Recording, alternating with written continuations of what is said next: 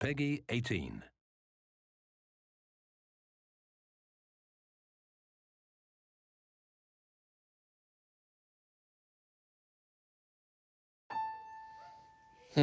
What do I want to say with this story? Yeah? What do you want to say with this story? What do you think?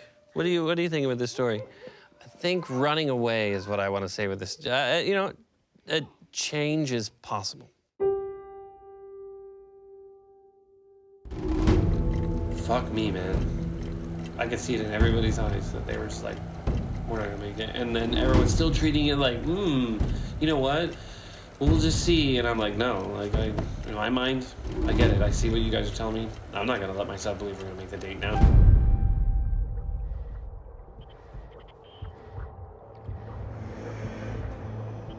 The gods of Olympus have abandoned me.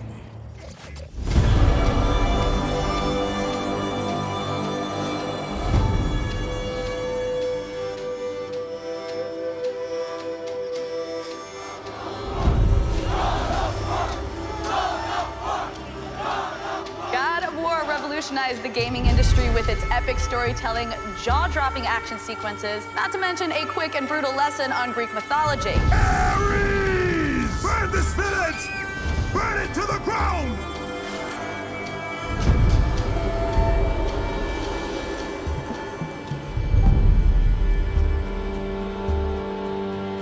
We're talking about one of the most iconic characters in the history of video games.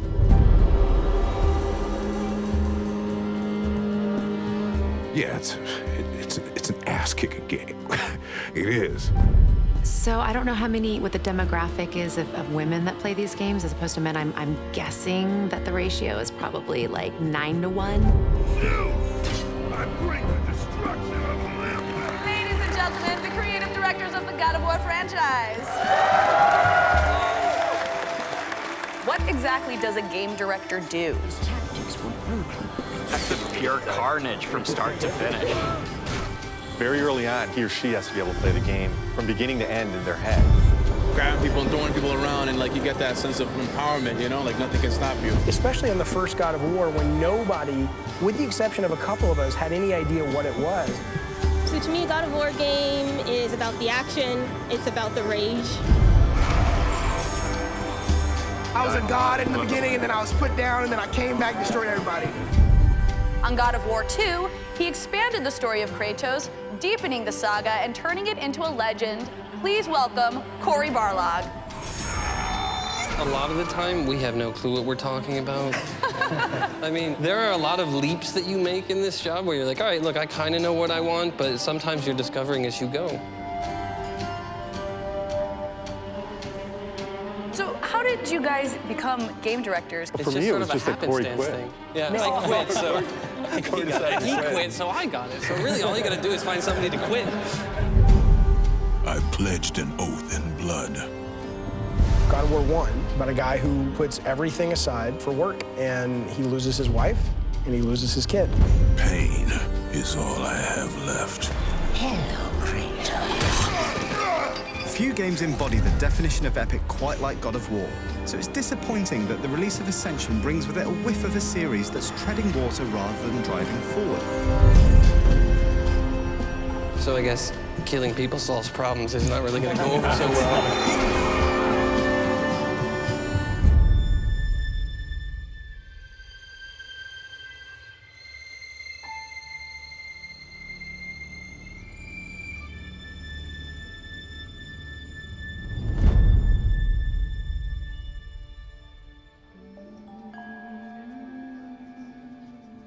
Oh, where am I sitting? No, Cory with an E is sitting here. Cory without an E isn't sitting at this table. Oh, that is embarrassing.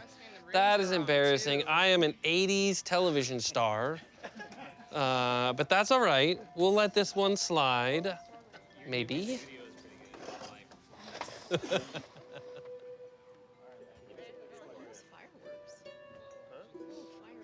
Thank you, sir.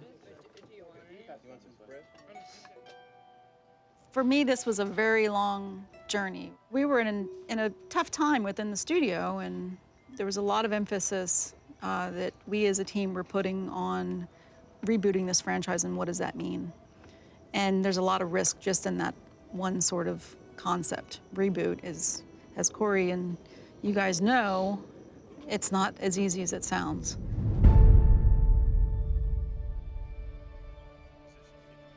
Okay, first position, playback, action, and then cut, reset. We will do our thing, and then go back into first position, playback, action. Does anybody want to write that down for me? Because I feel like I'm gonna mess it up. Before he came back to the studio, I could tell he was a completely different person. He had gotten married, was a father, and he was telling a completely different story just, you know, as Cory Barlog. Legend or a myth or something like that? Shannon, where did you get this wonderful lawn turtle? I don't know. Did it just appear? Show up? Yeah. No, you still haven't cracked the mystery of nobody came out? No one claimed it. Somebody stuck it in my garden and it's just been there. Do you know what that means? I don't. Appearance of a turtle in your garden. You lie. I have no idea. I was trying to stall to come up with something interesting. When I came back to Santa Monica, we were trying to figure out what we wanted to do. I know that what we wanted to do was not going to just be make another God of War game.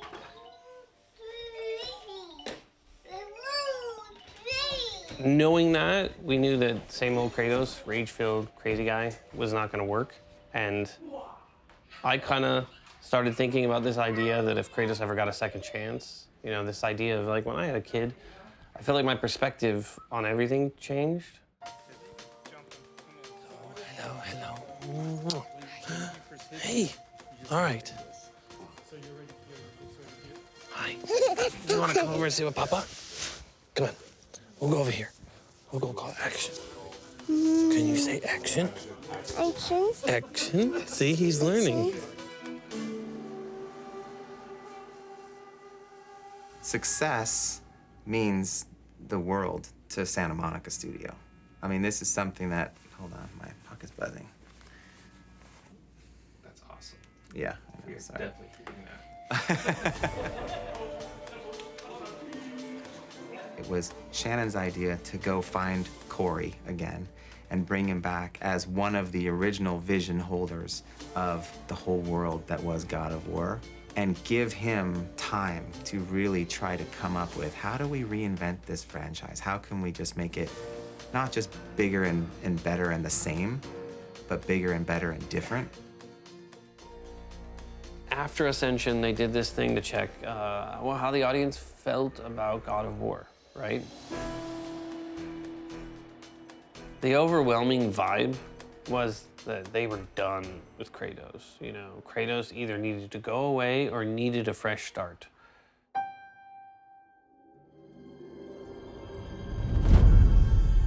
Kratos needs a fresh start. You know, if you see the picture, if you can see all the way in the back, that face is exactly what people think of Kratos right now, which is just like, ah! You know, like there's no like intelligent conversation like Kratos has. You just like rip your head off. Like, how do you feel? You and you just rip your head off. Like there's one dimension to this character which was awesome as the anti-hero of the first game, but it didn't really grow. We didn't go anywhere with it. First day back was at Penn Station in Santa Monica. Everybody was doing prototypes, they were doing concept art, and they had kind of a pitch for Internal 7, the other game. I was very excited, partly because I had been on God of War 1, 2, and 3, so I was ready for something new. And I was very excited that it was going to be futuristic, they're going to have guns, we're going to do something completely different. Internal 7, they were in pre-production for probably close to 36 months. Shortly after that period, they needed to inherit the Ascension team and really put the pedal to the metal. This studio is the DNA of God of War. As we start to push this thing forward, you guys are focusing pretty much 100% on this other project that will be our new original IP. But yeah, the first time was getting everybody up there while they were still working on the other project. And I think it was, a lot of people were wondering what we were doing because it was a small team and it was just high vision, like what are we gonna do? And really kind of just throwing a bunch of stuff at the board. leadership had made some decisions around the growth of the studio and how we would remain competitive. And one of those decisions was turning ourselves into what we called a 1.5 team. And that would mean that you would have 2 larger IP development going on within the roof of Santa Monica Studio, and those teams would share resources back and forth.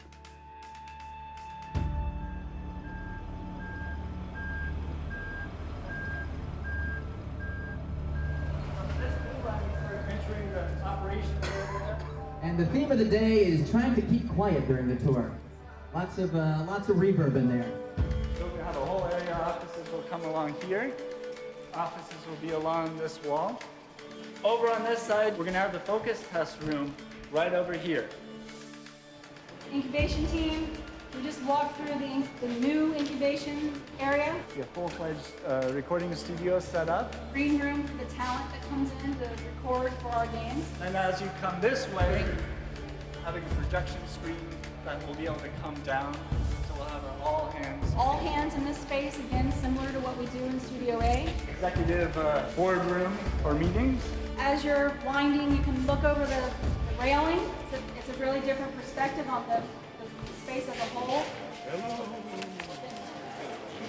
That's, my God. Everyone applaud Shannon for her great tour guide work.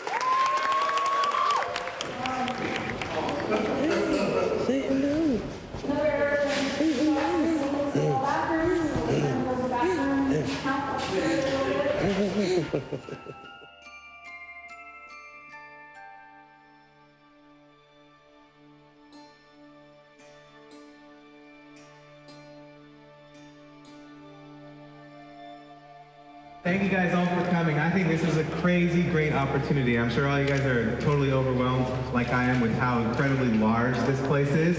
But I think it just shows that Sony has a really deep commitment to Santa Monica Studios, and we want this place to grow, and we want you guys to be someplace special.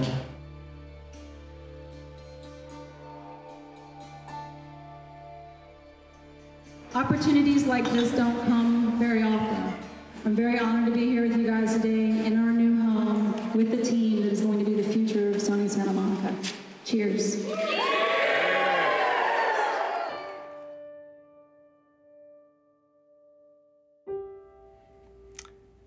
You want me to talk about what it would be like if it failed? Well, I mean, yeah, just Yeah. like it, really where it comes from is Yeah. what's at stake, because it's like Yeah. that's part of the business. You know, what's It is at part of the business, and you know, if any franchise were to fail on on an epic scale, like just not deliver at all, of course there'd be ramifications.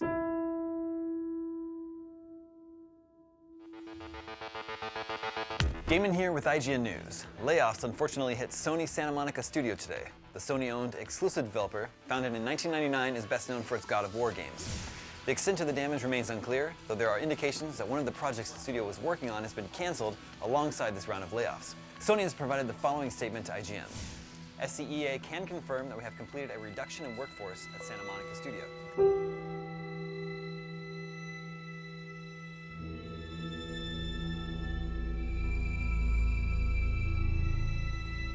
You know, I think it ended up being a dream that died, literally, in that moment.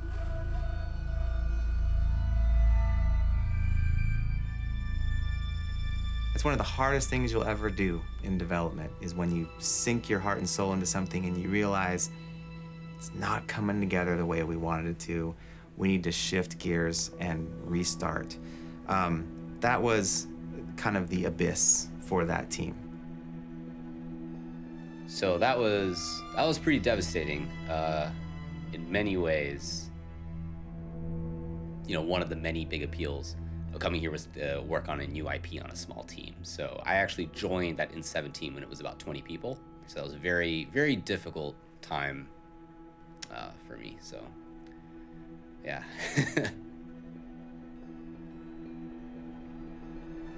But for us, we kind of had our heads down. We were just like, okay, we had a timeline, and that timeline felt pretty good. That other game was going. We were kind of like, okay, cool, we'll kind of trail them, draft, knowing we can get people on. And then when things were not working out, and kind of the big sort of halt happened on the project, we had to suddenly say, we're about to get 110 people. And I had to figure out how to keep them busy and figure out now, beyond just the concept of the game, but how are we gonna, what's the new pipeline? What's the engine? It was in a dire position, right? Because you're in that state where you don't have anything to keep people busy, but we were in no way ready for 110 or 120 people that we inherited. We were just trying to like basically do mental push-ups to be ready for the team. And then all of a sudden they just got delivered on our doorstep about 8 to 9 months early. And it was like, what are we gonna do now? And it was just scrambling, you know? And then there's a lot of mistrust right out of the gate because they're like, what have you guys been doing over here? You don't know what game we're making? And we're like, you guys are like early. It was very difficult, but we had to push on, you know? And I think we had to find the positivity out of it and figure out how we can kind of collect everybody again. I think for me, it was just that, again, perseverance of coming in here and putting one foot in front of the next to make sure that tomorrow is a good day for everyone.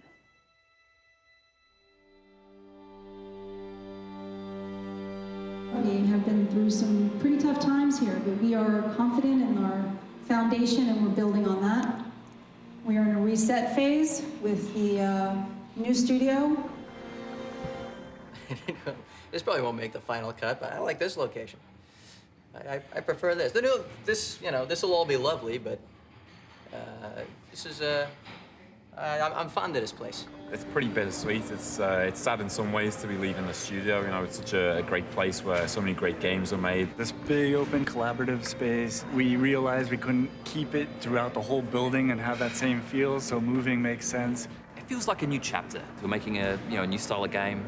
You know, it's going to be a good symbolic break and a new beginning. New generation, new facility, new logo, all coming together here and now. And it starts the future of the business that we so love.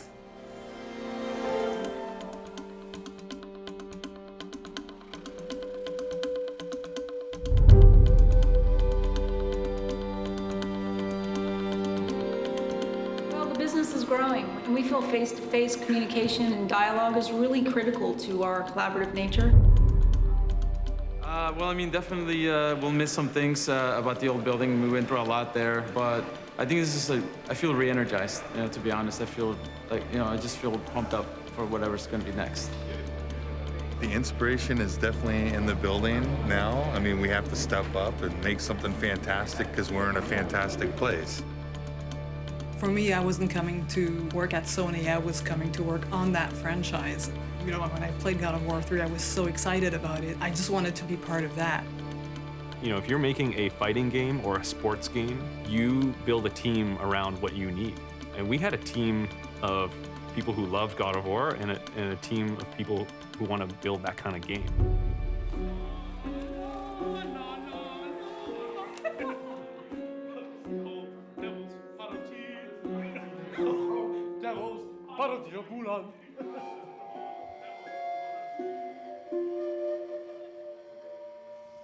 You know, honestly, for me, I totally thought that we had to throw it all out and we had to find a new hook for this game, something that could anchor everything that we were doing, but something that could also show that there's some change in all of it.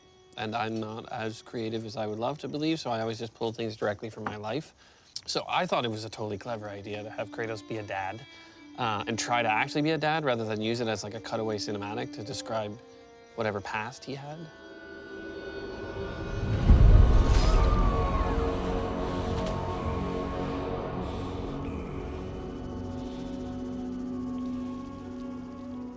It is such a departure for Kratos when the first thing you talk about is him being a dad, right? And his previous experience with being a dad was, you know, murdering his family.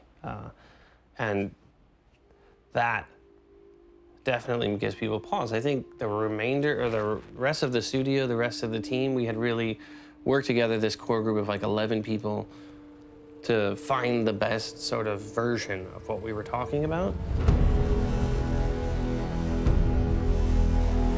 Initially, it wasn't even gonna be his kid. Like, I think the first pitch I gave was that we wouldn't even know what was happening. So it was like Kratos walking through the desert because we were, in my mind, still doing Egypt initially. Wind, sand blowing all over the place as he's kind of crawling through. And then kind of stands up and crests over a dune and checks out this really fantastic, like, this ancient city. And then he kind of turns around and then says, all right, follow me. And then we kind of reveal that there's a kid there. We have a long journey ahead.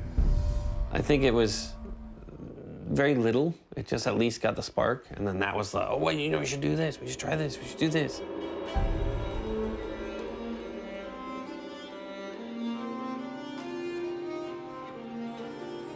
I was all in on some of it, but the sun thing, like, not at first. Definitely not at first. Just mainly because, like, from my perspective, it's like I'm trying to think of, like, combat and what we can do next, and then I see this tiny kid running around Kratos, and I'm like, my God, it's like all he's gonna do is slow him down, all he's gonna do is make things hard, and nobody wants that in the game. Rolling. You ready to kill a deer? Get your first knife? Yeah. Get in combat? Probably do some extra combat stuff. I think you're also gonna jump off of a box into John's arms. So, we just need you to do a backflip. Can you do a backflip? Actually, yes. Really? I was totally kidding. You can do a backflip? Yes, I actually Wow. When I first did the audition, I thought it was a movie because it was just like some dialogue right there, and I was like, okay, it's just like a movie.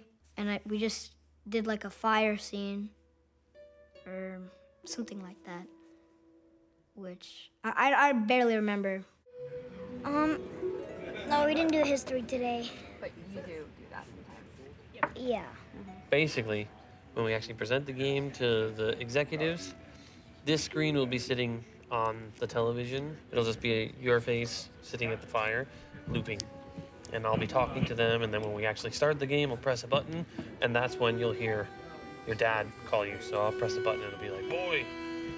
So it'd be kind of cool. And then I get the role, and then I go to like San Diego or something like that, and then all of that, and I'm like, wait, what? And it's like a game, and it's God of War, and I'm like, what? And I'm like super excited, but I was like really confused. And it was just a bunch of emotions going through me. This doesn't go on Facebook, by the way, or the internet ever. Yeah, I think Sunny wins that round for sure. What do you got? Gotta go like here. Yeah. You're just gonna. That's how you do it. Yeah. Okay, right into the belly. Or this.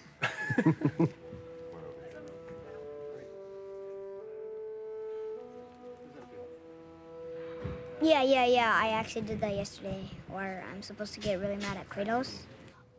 Anger. Ah! More. More? More. Give it to me. Okay. Ah! Good. Yeah, I just scream really loud. It's really funny. Okay, Sonny. Loop. Boy.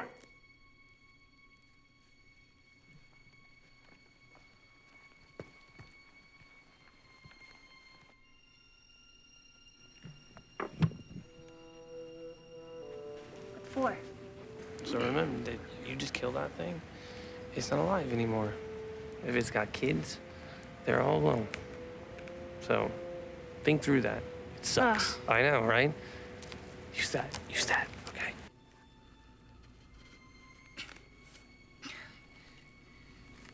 I can't.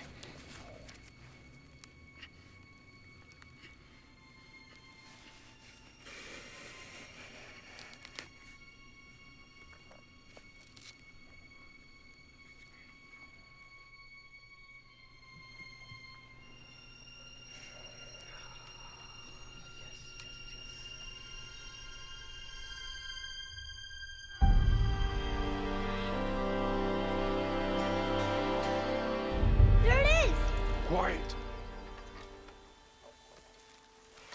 The vision for getting that kind of narrative tone, no camera cuts, like getting all that stuff up and running, especially as well with like a buddy AI with the sun and having him lead the way properly, having him kind of move correctly. And, you know, I mean, the vision was so clear, but it was also pretty ambitious. And at that time, we didn't really have a lot of that working. It was fucking bad.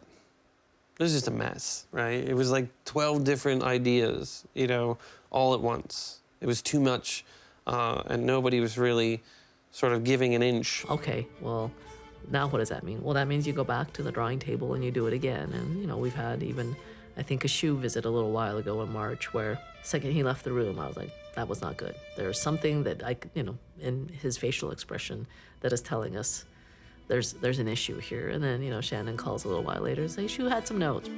He was not happy, but I don't think I read exactly how unhappy he was. I was not very perceptive on that one, and it was Carlo who ran into him, and Shuhei starts telling him. I was horrified how bad it was. I think the team, you know, rightfully so, gets nervous when they hear like, oh, Shu's playthrough, you know, was not all positive, right? And people start to say, well, what does this mean? What does this mean? And it means we gotta solve this problem, right? Like we do every single day. And like, this is a really big guy in Sony, and he did not have a very good experience. And I still was under the impression it was not a very good experience, not horrified. Horrified how bad it was. I think that he probably walked out of that room that first time going like, what the hell did we do? We just gave this guy a lot of money to make this game. Did we make a mistake?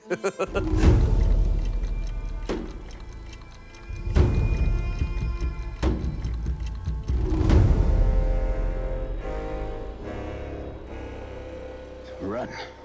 Run far away from me. But you have changed. You're not a monster. The hunt for Kratos was very difficult. We were probably a month away from giving up. We were like that close where everybody started having this pull me aside conversation. And you start thinking about the reality of this. Like, maybe this is not gonna happen. Maybe you're not gonna find the perfect person. My agent had called me, and I wasn't really sold on auditioning for it. I know it sounds silly now. She's like, look, just read it. Just read the sides. And I read the sides, and I called my agent back, and I said, I thought you said this was a video game. You have seen what I am. And when you lose control, and the rage takes you, that is me in your blood, eating away at any goodness your mother may have passed on to you. It was literally like the test you do for a TV series or movie. Run. Run far away from me. But you have changed. You're not a monster. That is exactly what I am. Not to me. And it just, I couldn't wrap my head around how this would be in a video game. Come on, Slowpoke. This is not me leading.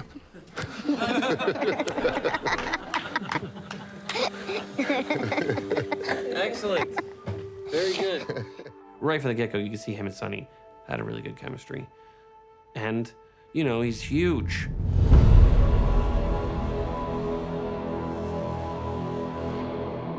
Ultra violence and sexism, that's God of War. Why aren't we doing that, right? People will say, Kratos can't grow. He's just this, like, anti-hero who just kills things and bathes in their blood. And I'm like, you need to see a therapist. But I think it was a necessity.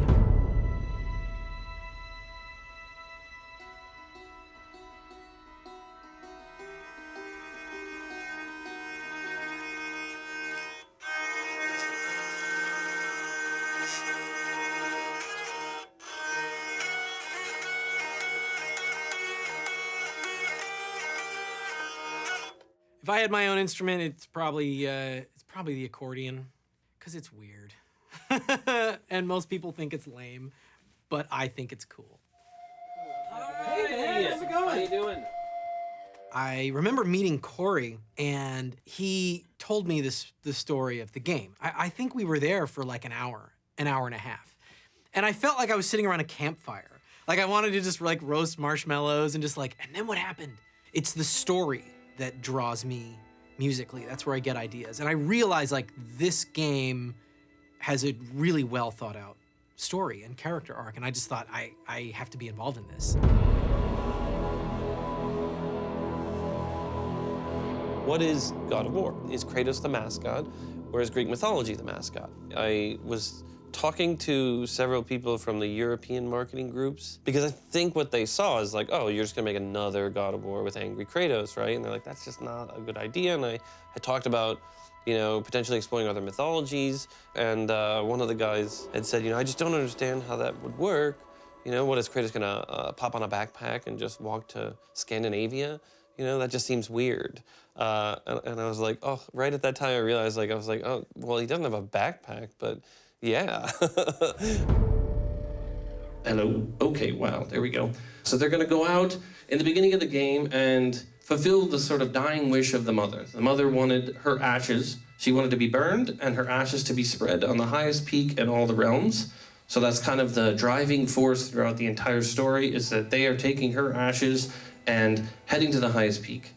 The overall theme of this is that the kid is going to teach Kratos how to be a human. Kratos is going to teach the kid how to be a god, right? Each of them has a piece of them missing, and they kind of help each other out on this buddy road trip movie.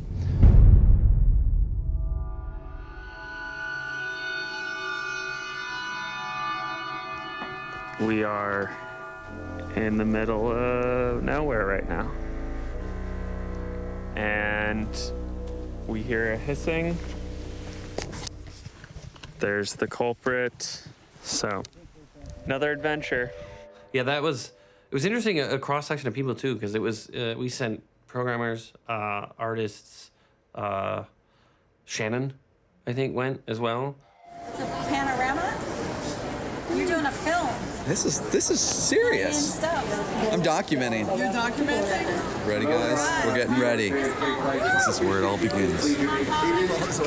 Cue the soundtrack. Well, we made it to New York so far. We're halfway there. You can see the people were much smaller back then. Luke would have been a giant compared to them. That's the way we dress when going to Reykjavik. Smartly. Great. Nordic thunder. Dun, dun, dun, dun, dun. I'm gonna get run over. Let's do HDR shimmering. Are you shooting video? Iceberg ahead. So we're still here. The tires won't come off, so we called the farmer. So we gotta dig in here. Yeah. This is where we live now. Come find us. It's Shannon. I'm gonna head back to the truck. There's so much life that's happening around you, and you can feel it almost in the terrain. There was a number of really special moments there for me because of how magical the landscape is and the way that it just captures your soul.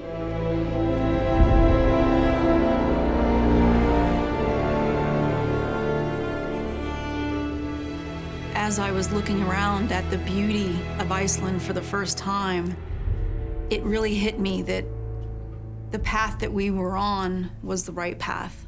I could see the game for the first time, truly in my heart.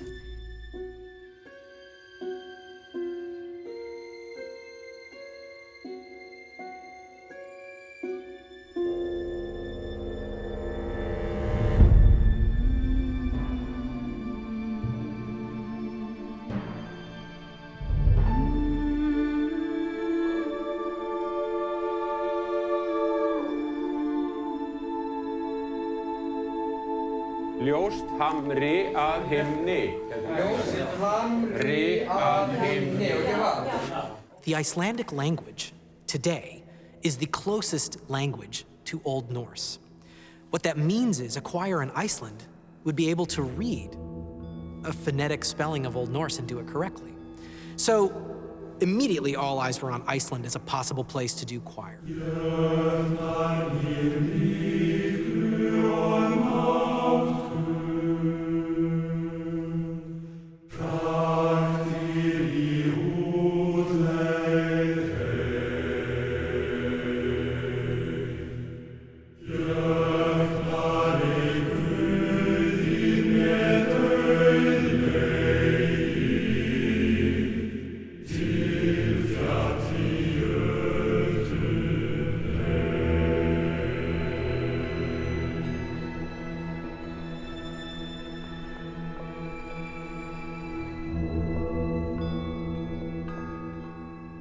I thought I was auditioning for Game of Thrones, I'm gonna be honest. I was pulling on a major Lady Stark moment with my monologue, and I was like, this is my moment. Everybody. We're all in. It felt like a beautiful cinematic piece about father and son and mother and longing and relationships and with these gods and goddesses, and it was really exciting. So they're going to meet Freya in a meet cute, really.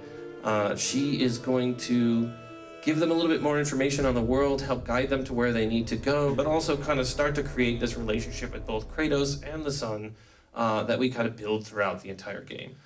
She will send them off towards the mountain, and you get attacked like right away. She's totally not trying to screw you over and just sending you into a really bad place. It's a very hostile world that you're in.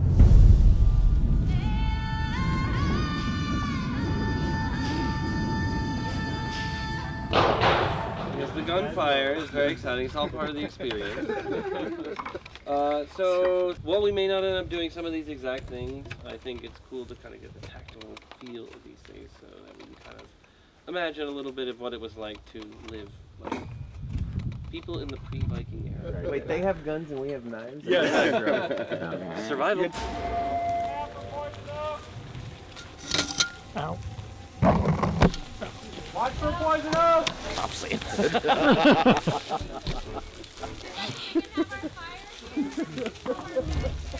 Taking you in the woods is like taking Woody Allen in there. You can pay attention to your task, but you'd also be paying attention to your perimeter. There'd always be someone watching. I don't see anyone. Like a creepy camera guy. I know. But whatever you do, you have to make sure you can get into it and then still close it up and keep yourself insulated. Start sitting in yet? Oh, he'll fit. Over here, another. Something else you're looking for is to make sure that you don't have any widowmakers, things that can fall and kill you. Yeah, come help. You can do it. I'll see if Sonny wants to do it. If not, then I'll do it. Yeah, go ahead. Here we go. Great.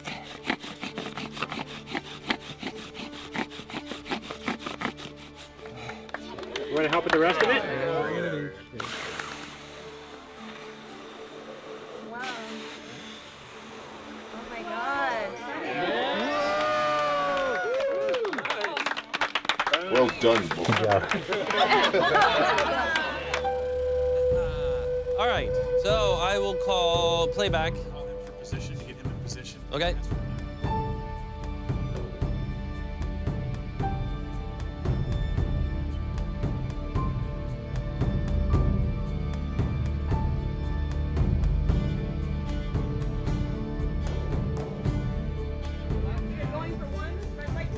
Holy crap, this is exciting. Audio?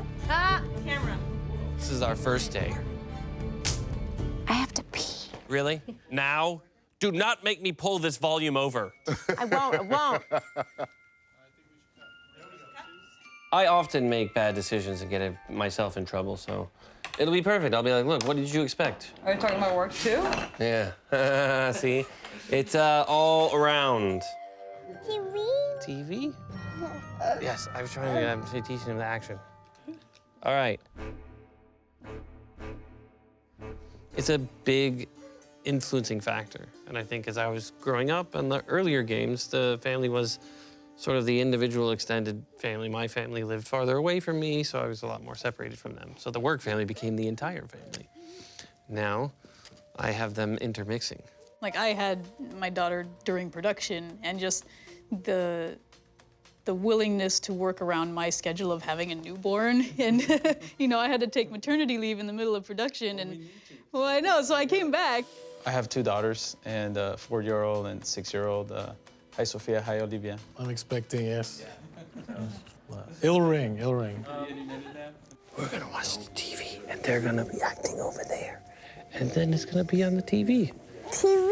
Yes, TV. Even in the earlier games, that's how I kind of rooted myself in the first story, was writing the first few drafts with my dad and kind of finding the struggle of Kratos and Zeus, the sort of father-son story. But this father-son story is told from that different angle, the son becoming the father. So I am a little OCD, so I'm going to take some of this. Oh, you like that? Okay, good. Oh, that's fantastic. I don't know why. I'm taking a little bit of this. Not certain what I'm gonna do with it yet. Farting is allowed in the volume. Right. Only in the volume. If you need to fart, go next door. Yes.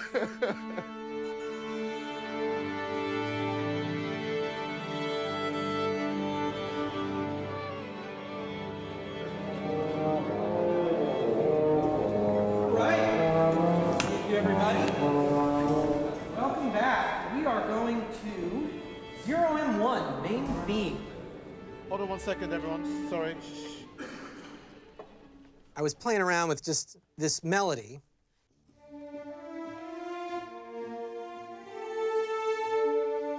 And at the last minute, I was like,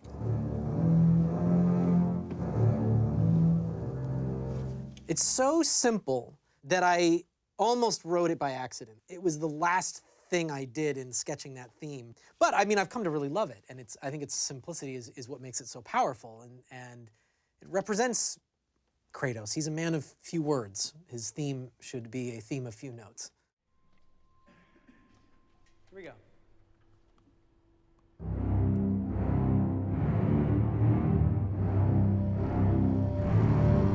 Huh? Kratos isn't the most verbal guy. It's not that he's not intelligent, because he was a general. He was very intelligent, but he's very efficient with what he says and when he feels like something needs to be said. And so with Kratos, it's like when a grunt can do, that's kind of his wheelhouse. Because he can convey a lot of emotion from kind of thing. That was good. It's really good. Sometimes I will on set be referencing him. What is this one again? I'm like, oh, yeah. It's phenomenal.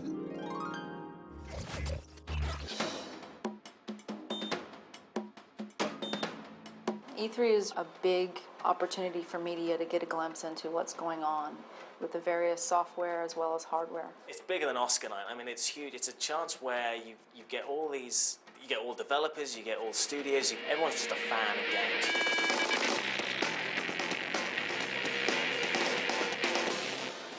I drove around for an hour looking for a parking space. I had forgotten how fantastic E3 is. Fuck that. I'm looking forward to seeing people's responses back to this thing. Right now I haven't heard anything, but seeing the crowds is definitely an inspiring thing. Hello, this is the first of many diaries that I'm going to make during the soul-crushing process of making this game. It's been 3 years on this project. We are a month from our E3 demo alpha, which is the first E3 demo we're ever going to do. The art director, who's been on the project from the beginning and actually been at Sony for over 10 years, is having his last day today, which is the reason I'm probably starting to do these things. So that I can outwardly seem like I'm totally fucking fine with it, but inwardly then I can be completely questioning what the fuck is going to happen.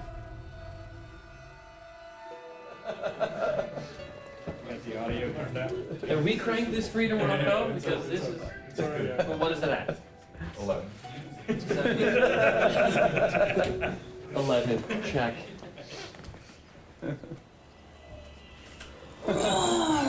That dumb hammer doesn't scare me. Boom! Oh no! Boy! Boy! Take that, Thor.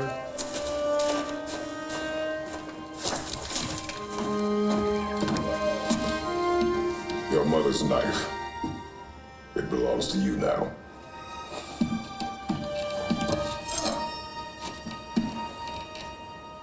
What for? A test. So being like 2 weeks away from E3, you know, we haven't really talked about or shown anything about our game.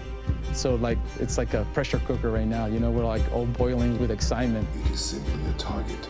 Clear your mind. Immediately when we show the E3 demo, you're going to see a lot of introduction of story elements that weren't in these games before. And I know that, you know, some fans may have liked the just pure, like, just kill, kill, kill, fight, fight, fight. Yeah.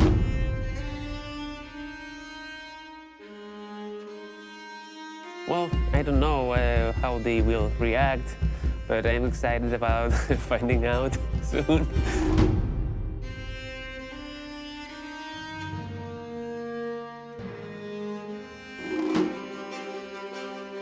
Like, everybody's probably a little tired, a little stressed, a little freaked out. You know, this is the first time after a very long time we're going to show anything to the world. So I hope people are just happy to see the change.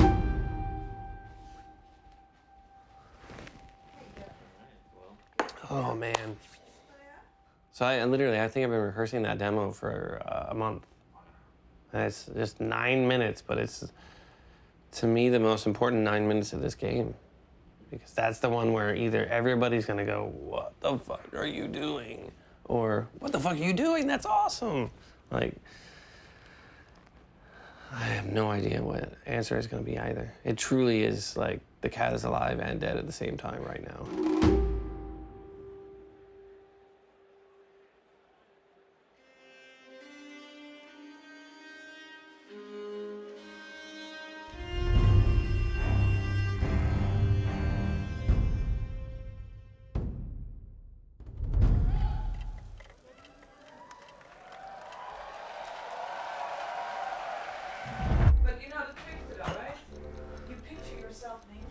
Ah,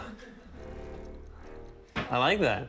Wait, wasn't the audience? No, I'm gonna picture myself naked.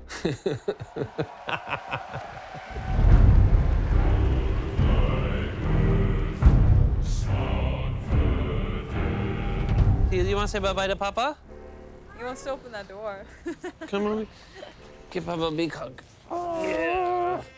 We've seen so much in the last 20 minutes, and we haven't even started. I know. So many exclusives, so much more to come. I'm excited to be surprised. I don't know what's gonna happen. You never know what's gonna happen. I will try not to screw up. All right, I love you.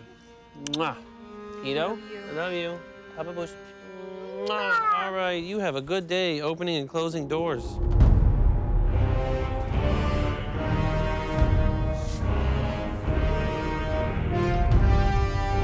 Good afternoon. So in here, fantastic.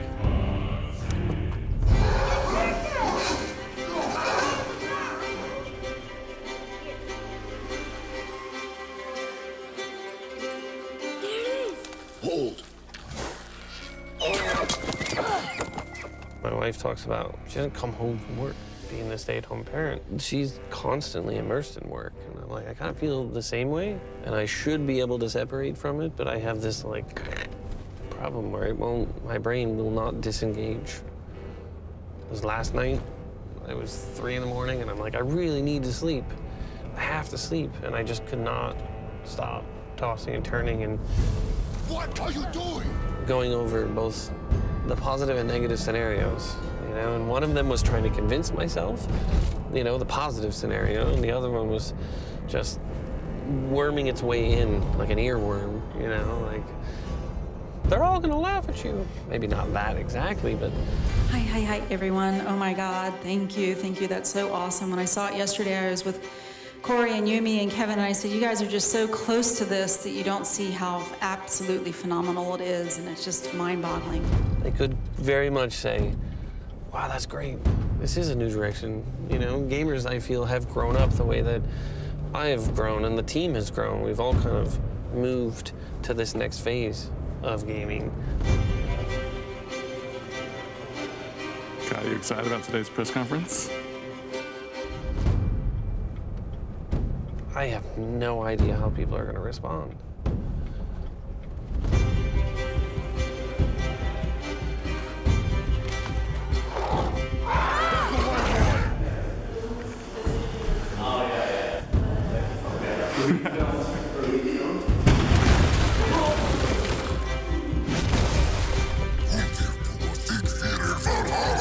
Anything that anybody could say on the internet is still tame compared to what goes on inside here. But now there's so many more people at stake. It's a team. I don't want to let them down.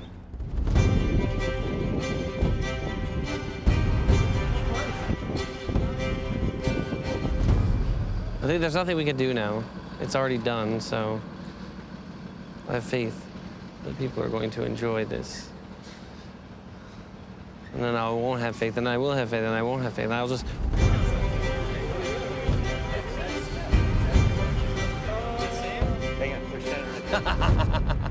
And Yumi. You should get footage of them. Shannon and Yumi. There you go. Get in there. There you go. Get up in there, right in Yumi's face. No one wants to watch you tape them. They want to look at you. All right, so this is the bonus.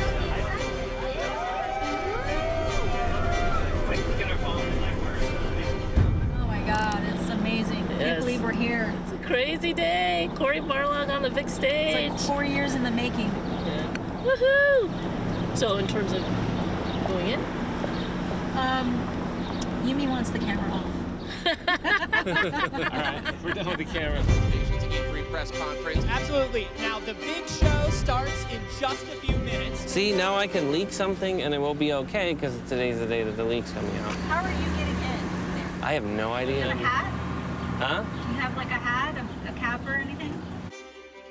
You could not wear anything that identifies you as Santa Monica Studio. You can't talk about the studio when we were there. It was crazy. Oh, good point. I didn't really think of it that way. Yeah, I'll put this on. I have a hoodie. I can go Unabomber style. I think this is more for me, thinking that anyone would know who I am. And what a world we live in when I think that.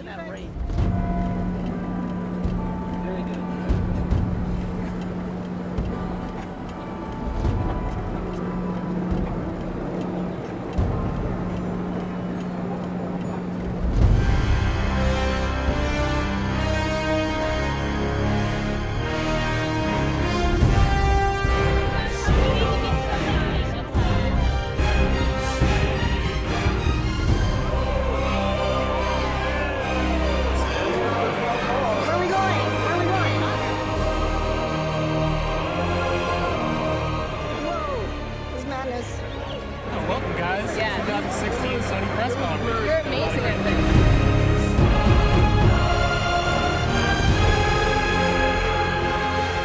Okay, tell me how nervous you are right now.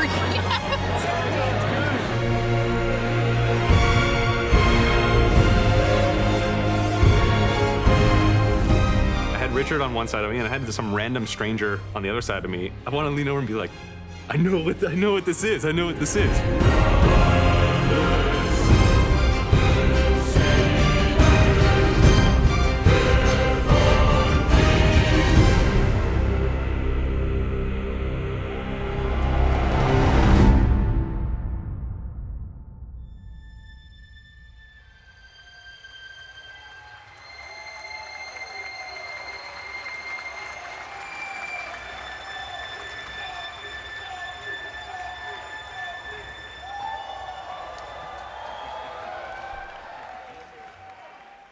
Roar! That dumb hammer doesn't scare me. Boom! Oh no! Boy. Stop! Boy!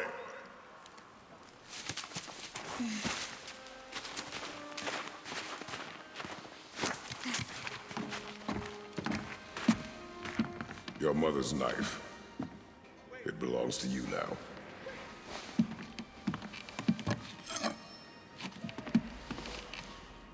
What for? A test. She taught you to hunt, yes? Yes, sir. Then show me what you know.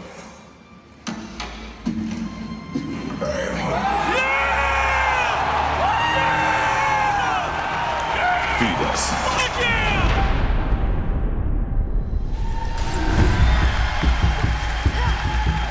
That was straight up paralyzing. I was literally paralyzed, full chills, entire body.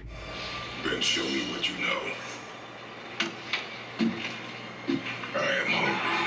Ho, ho, ho, whoa, whoa, whoa, whoa, whoa, hold up, hold up. Oh! What the? No, no. Oh! Oh!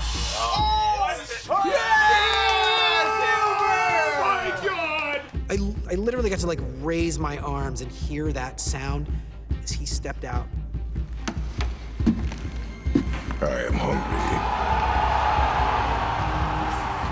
I get chills even thinking about it. It was truly a once-in-a-lifetime experience.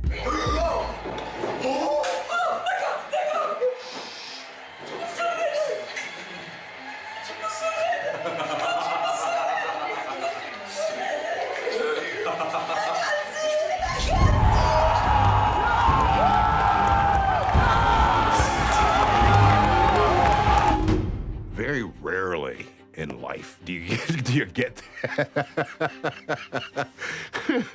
You know, feed us. Ah! You know, it's like Kratos! Got a fucking war! Oh my god! Some of my friends are like, yeah, but also kind of like jealous at the same time. And then like some of my friends are like really happy for me, like, bro, like I saw you in like God of War trailer. It was like so crazy, and they're like freaking out. And I was like, yeah, blah, blah, blah. The beer! That is awesome. Oh my god! Oh. Holy shit! What are we hunting? you are hunting deer. No, but what is Kratos doing in a Viking style game? Which way? Your hunt. You tell me. Kratos in the next! Oh my god! Oh, no, they didn't. No. Fuck gameplay. Which was incredibly ambitious, right? Cory's gonna play the game while we perform the score live to the gameplay, not a pre-rendered video. Nah, Brett. Nah, son. Oh my god, they're actually going into the gameplay! It was section to section, like worrying to some degree about just how it will play. Punch him in the fucking face, son. Holy shit. Will Cory hit it? Will he get the mantle? Will the sun move the way we want him to move? It looks gorgeous, looks amazing. Oh my God, what is going on right now? And we were literally going section to section, like, we'd be like, and then Andrew and I would be like, yeah. Whoa! What is this? This is the best game so far that have ever been shown at E3. And that's just this little tiny piece of what this game is gonna be. Yep. Oh my god! Oh, shit! The team really got together and really delivered on something that is very hard to do. Woo! This game is gonna be good. This game is gonna be so fucking good.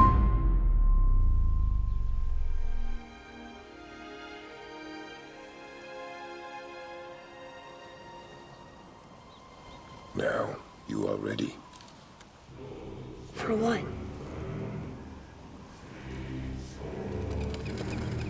A new beginning.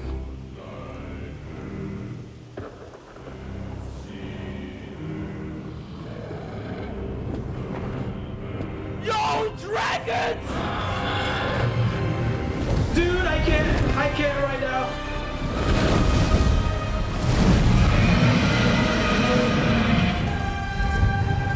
Please welcome to the stage, Sean Layden. Good evening. Good evening, everyone, and welcome. What a way to start the show, huh? The live demo of God of War.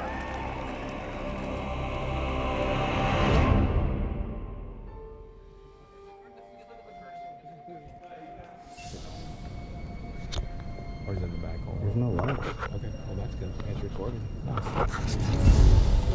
As he's walking towards his office. There you go. Dan.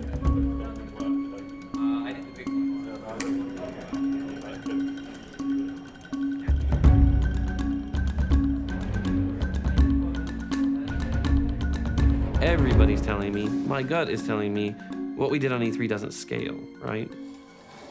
We took so much time out of the project to make that awesome. That doesn't scale to a full-sized game. You know, but the scary thing was, like, we showed 10 minutes and 45 seconds or something, and it took 1.5 years to get there. And now we have 1.5 years left, essentially.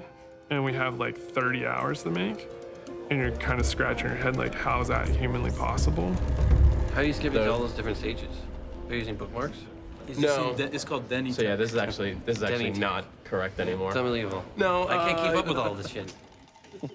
Anything we have to say, we usually say it. So, and I think that's what makes the team work. You know, you don't settle for crap that you see. You if you see crap, then you identify it and you say it right to the person's face, hopefully with fists and a bat in your hand to make sure that they change it. Yeah.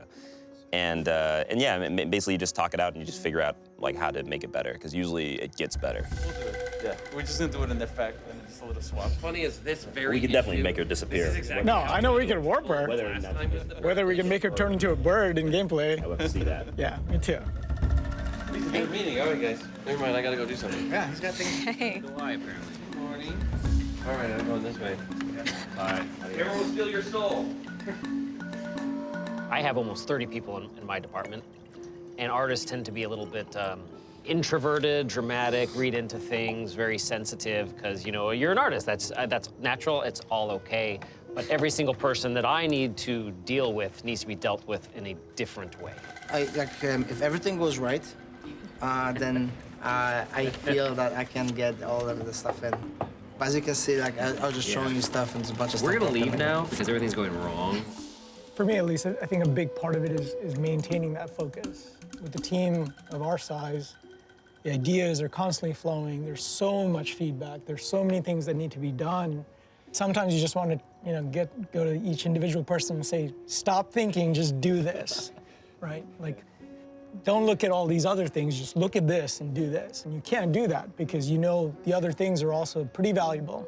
Which would simulate that if you come to it at exactly the wrong phase, that's what would happen. Right. So I'll try switching that to true and see if that fixes it in that case, or see if it just has him like go straight in a line. Yeah. Yeah. And if that's the case, then check it in. Well, let me know. Okay. Cool. Thanks. But then the opposite's true as well, right? Because I remember like you and I had many fights about how like the Draga reveal should work. And eventually it just came down to like, I have a plan for this, leave me alone. I've got an idea here, go away. Translating the room, digging up the thing, so.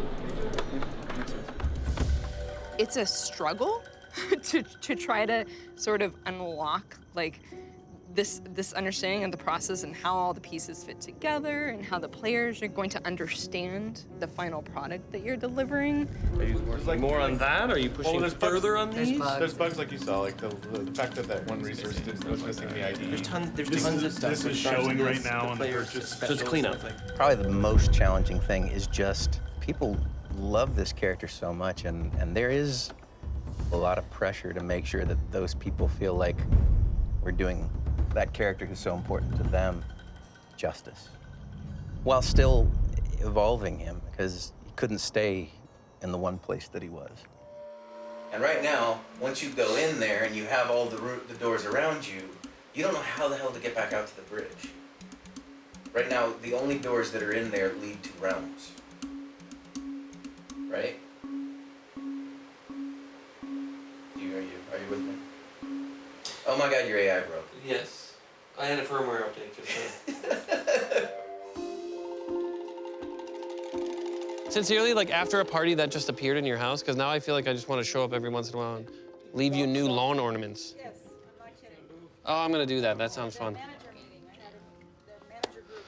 They are a practical joking bunch, the managers. No one's taking any credit, which was unfortunate. Weirdly, that was the inspiration for Freya's house. Oh my God, that's what it is. There it is. Look! It's all right.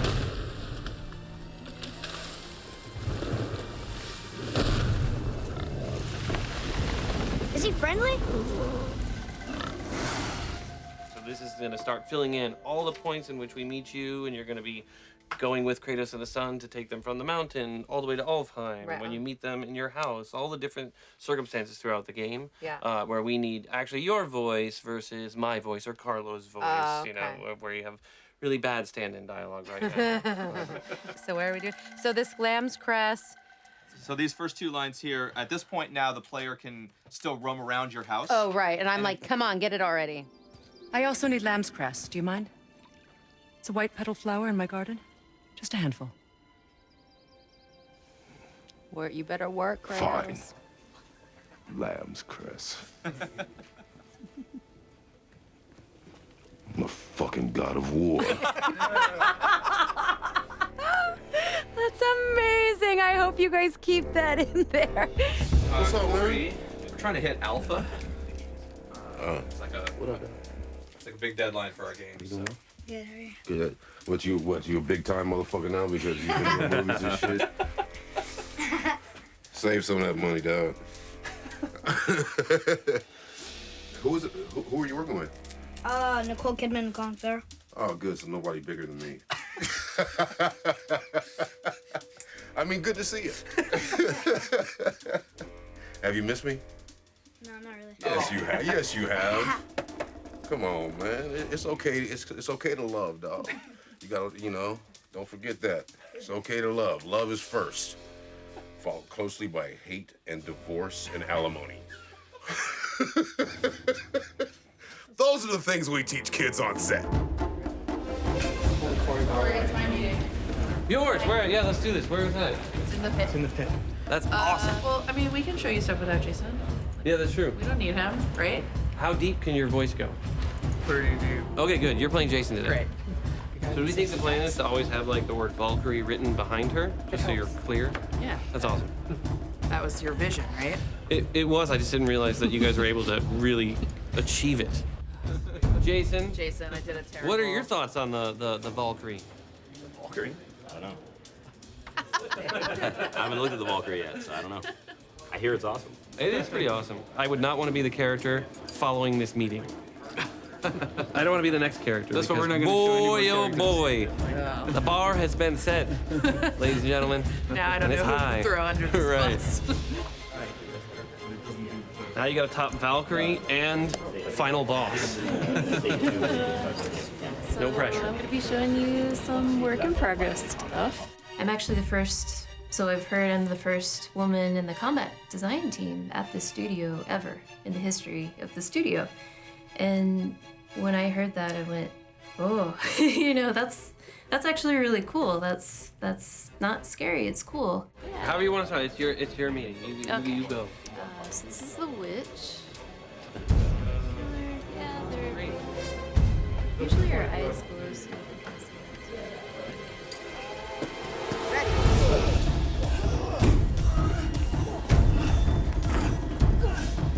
I think my generation, there was definitely a lot less women in video games. But when I see the younger generation, there's a much larger portion of the people applying in that are women now. Yeah, she's in the perfect If my hand wasn't there, you would have hit me in the nuts. She was like Good, karate, you deserve it. In their defense, you do deserve it. Yeah. It's true. Yeah, I can't really disagree. In his defense, he can't help it. Concerned about right now is just getting in the arena, and it looks good. Yeah, the arena's And these there. waves are not going to throw off combat at all. Apparently not. So he will be meeting probably like a couple more times in terms of just brainstorming meetings and idea meetings. They're trying to schedule something for an hour and a half over lunches. Okay. So Shannon's going to be organizing that and be letting you know. But I think for her, it's a priority. Obviously, it can't step over any project meeting. Yeah, because we have a, okay. Yeah, apparently our project meeting is so important. Just kidding.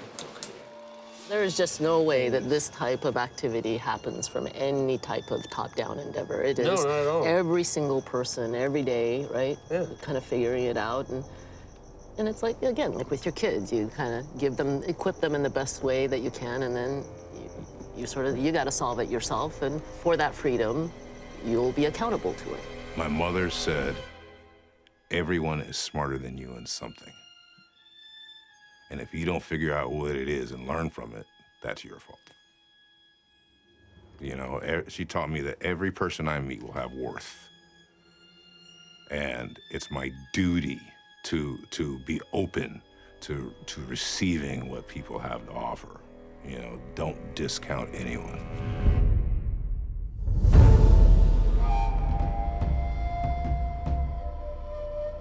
Do we have information on all of these playtesters?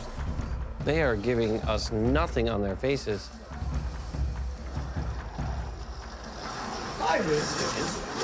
Well, she's sort of, I think, in a resting happy face. She just seems happy the whole time, but everyone else is just like, thank God I'm getting $10. I started in this industry. I always shudder when I say this, but I started in 1989 as a game tester at Sega. And when I finished school, I had no idea that they paid people to test games. Jason is going to give you a cool presentation that breaks down all the combat, and then we're going to let you play through. Awesome. Like I said, we are making incredible progress. I am very surprised at how fast everybody seemed to pick up the controls. Like, they seem to just adjust to it very quickly. It's almost like they could be good. Not a lot to study, which is good, also. Yeah. There's only a couple things on here. Well, you know, pick up and play. Addictive. It's a That's good how we thing. roll. What? Sorry, this is my director. She is actually guiding me through this entire You mean it's like you're already 4.5 minutes off schedule. Get on schedule. It's amazing. Thank you, Yumi. I will stay on this. That's true. She could be smiling beneath the frame. I'm gonna go with I believe she's smiling beneath the frame. Can you get me a larger monitor? I'm not sure. Yeah, this is a little small. This is not the executive monitor we normally have, so you'll have to slum it like the rest of us. Is he trying to hit the kid? He is. Look at him. He's trying to punch. He's good at killing.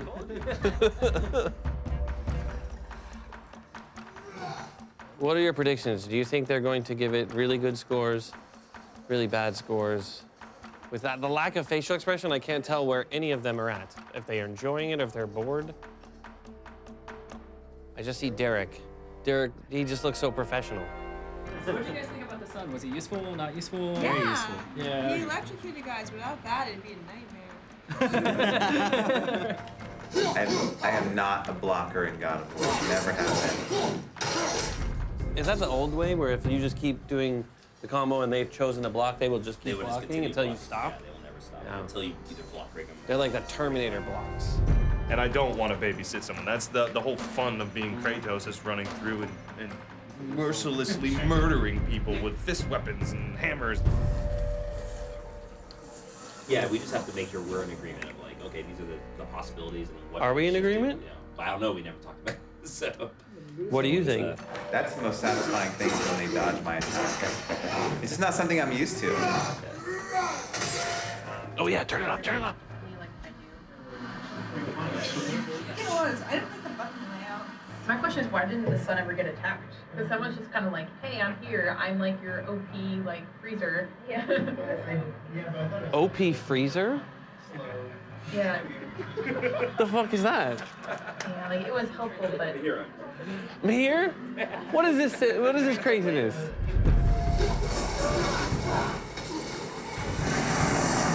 Yeah, he's definitely on the OP side, but it's fun. I did not know what that meant. That's true. During the playtest, someone said it was really OP for me. So like it felt really like I didn't even have to pay attention to him, and he was just kind of like a fairy sitting on my shoulder, like shooting stunning arrows, and it was really overpowered and it felt really cheap.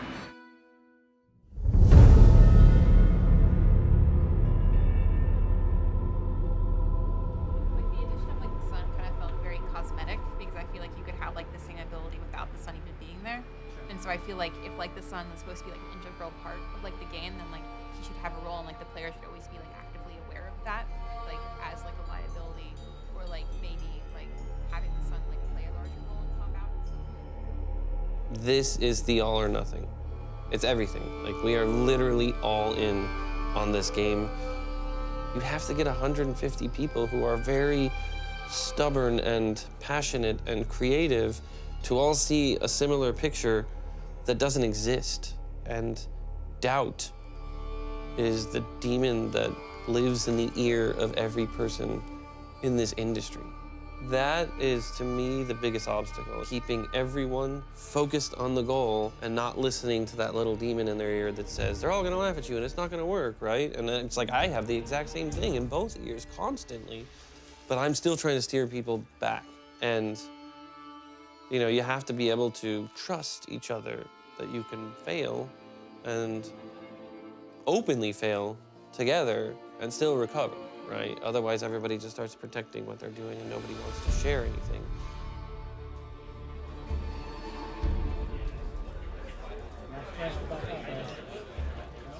A lot of what we're doing is not simply throwing every single thing out. It's looking at the DNA of what God of War is and finding out the mountain we had to climb to kind of change this franchise.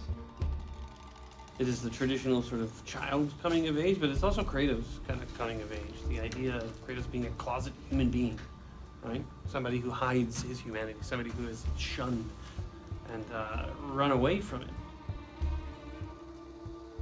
So we've always kind of kept it a little bit open just to allow people to freely play with it, but now we're going to start really honing in on forcing people to have to use the sun to create opportunities. I see rooms there.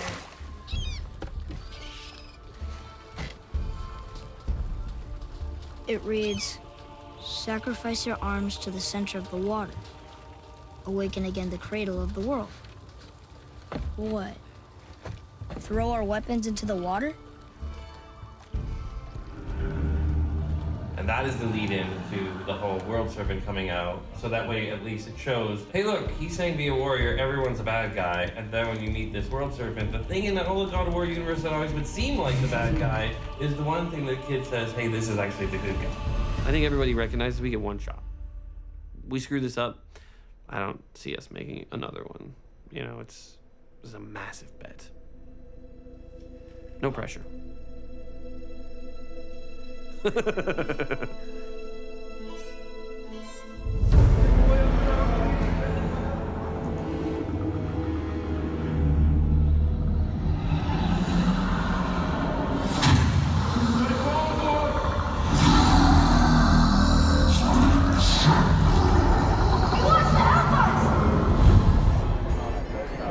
It's an interesting approach because in the last ones, you know, how he killed his family, and in this one, he's actually got something left, so it might be interesting how they use him.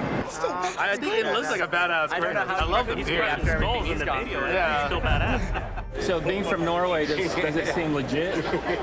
Well, It's gonna be fun. I don't know yet. I haven't got any hands-on time, so it looks nice, but until I get to play it, I don't know. I want to first start by welcoming all of you guys to the God of War Behind the Curtain panel. Hello everyone, I'm Cory Barlog. I'm the director of the game and I make their lives completely miserable on a daily basis. That's really it. That's the best description of it.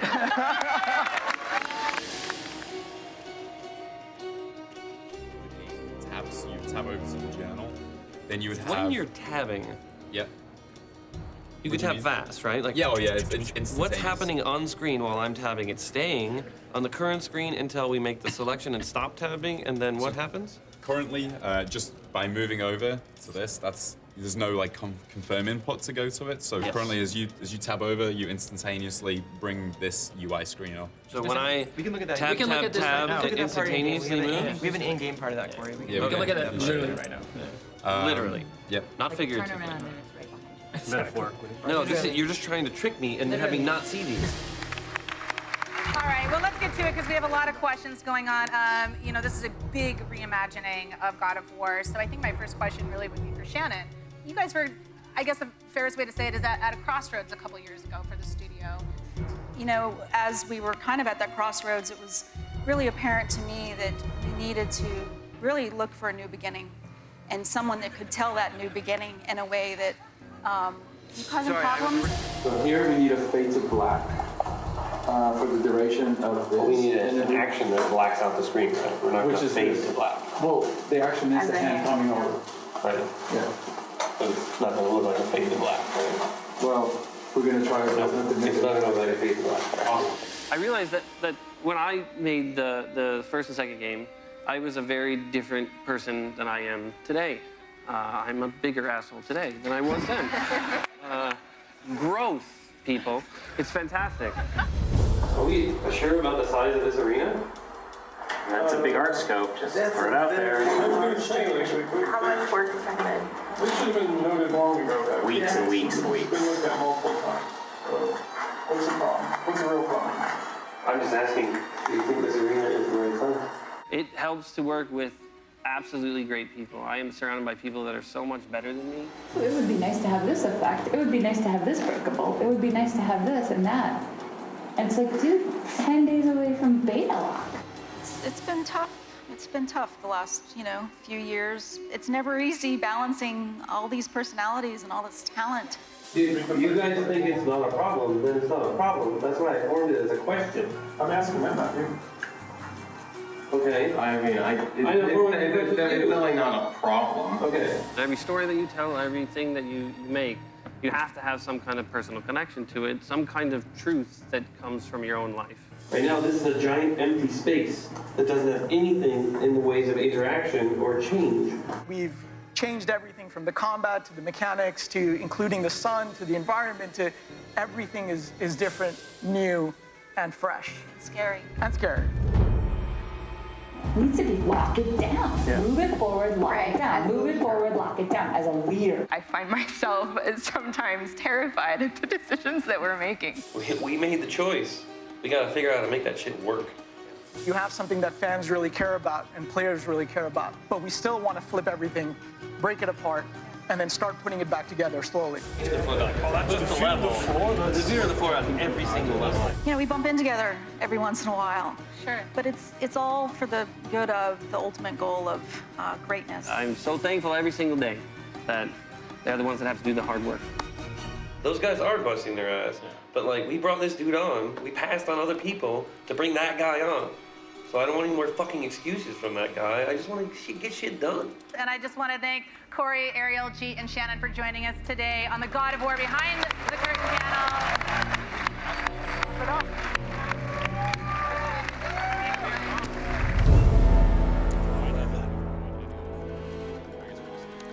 Or yeah, I guess it fell through the cracks on that one.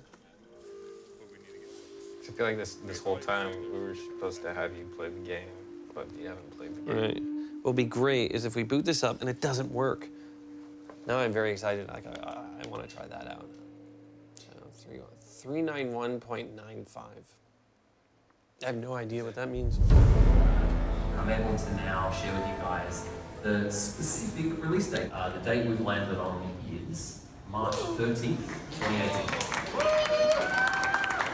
This is also going to be 11 years to the day from Cory Barlog's God of War 2 that came out on March 13th, 2007.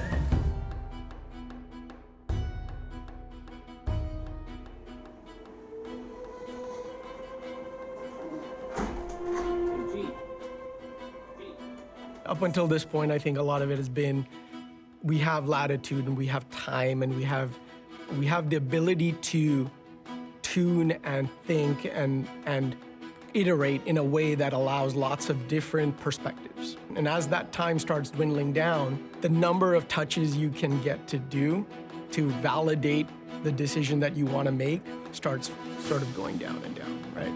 It's risk versus reward, right? We're like, well, there's this issue at the end. If we fix it, man, the payoff is huge, but the risk is super high, so what do you want to do? So the bug is you're invulnerable. And so what'll happen is you can kind of walk into the trap, and then really bad things start happening. Yesterday I was in the middle of taking a bunch of, oh, that's awesome. Look at that. Fuck. There's no reason at this phase that the log should just be walking on its own. It's the magic log right there. So currently we have about 3,878 total bugs in the database. We're supposed to be at 0 bugs right now. That was our goal. And we're here in a state where we still have quite a lot of bugs open. This is a perfect example of the bizarre shit happening with the kid's face. We do not want to have triplicates of the same bug, so going through and if anything is called out for one of your guys' groups, just say, oh, we're already doing this. This is a good example of like the average scenario that happens in a day in my life. Seriously? Now I'm looking at the game as a whole going, there's no way we're gonna stabilize this. Oh my god, seriously? Can we go out there and tell them to fucking stop? I know many of you have been pushing really hard to been asking people to step up their hours, their time spent in the studio. I know people have made some compromises to make this work and to bring home the result that the studio needs. So to those of you who've been pushing hard towards these goals, thank you so much. I really appreciate it. I think And I really did believe, I think 4 weeks ago, that we were on target. We were absolutely no problem going to make the date. Now. All right, so in terms of release date? Yes, so I need to start to, we committed to a January 9th sort of status on announcing release? I don't know. Scary, scary thing is I really, really don't know. Which means beg for more time. What do we do if they say no? We're screwed. When you guys were first brought on this thing, do you have any idea what to expect? Father, help me! This scene, this is the first time that the son kills a human being, so it's pretty powerful moment.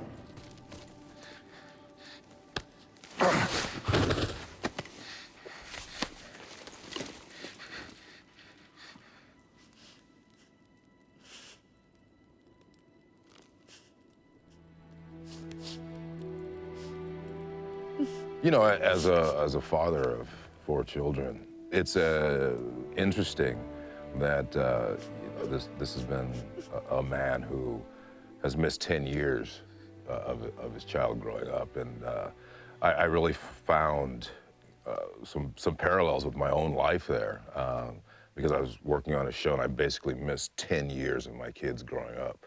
So it's just it's an interesting dynamic for me. You know, it's you know, a little closer to home than I'd like it to be. As 2 human beings, what are the sacrifices that you guys have to go through to protect something like this legacy, to have a secondary family?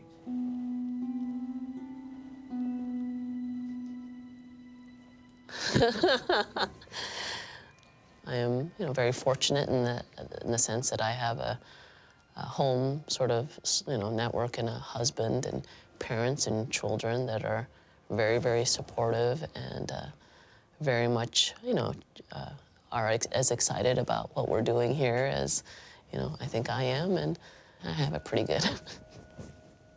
So I feel very fortunate.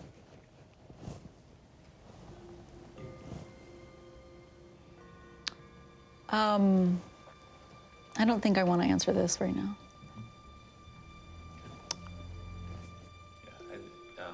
I have an interesting story. I think I might be sharing.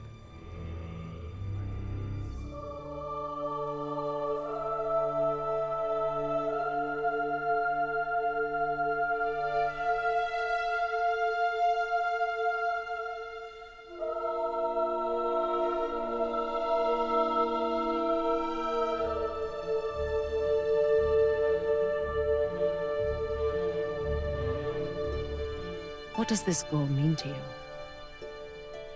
It's everything. Follow me. Why help us? Maybe I see more of myself in you than I'm willing to admit. Maybe by helping you, I'll make up for a lifetime of mistakes. Or maybe I just like you.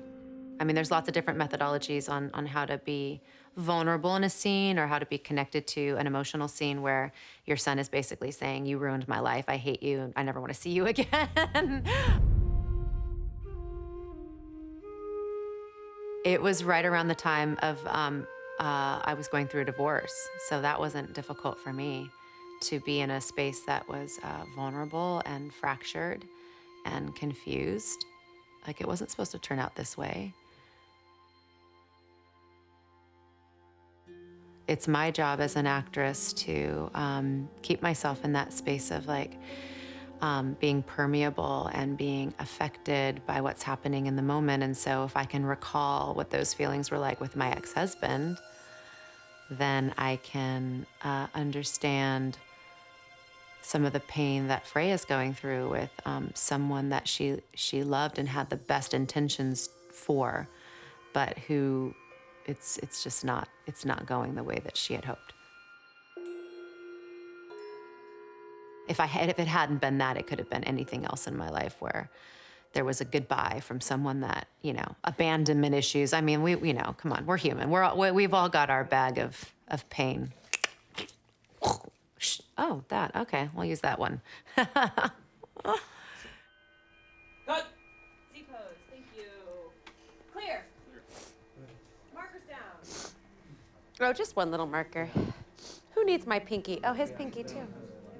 You know, I think as an actor, you always want to feel safe. You always want to, because when you do choose to do that, you can't bring yourself out of it.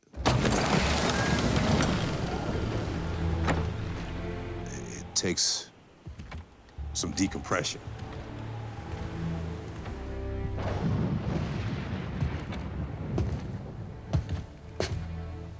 The scene when I go back and get the blades of chaos, it was probably not real early on, but early on in the filming. And that's kind of what I was like, do I want to go there? Because this was a moment. If I was gonna take the scab off it as a person, as a human being, this is where it is. There's nowhere you can hide, Spartan. Put as much distance between you and the truth as you want. It changes nothing. Pretend to be everything you are not. Teacher, husband, father. But there is one unavoidable truth you will never escape. You cannot change. You will always be a monster. I know.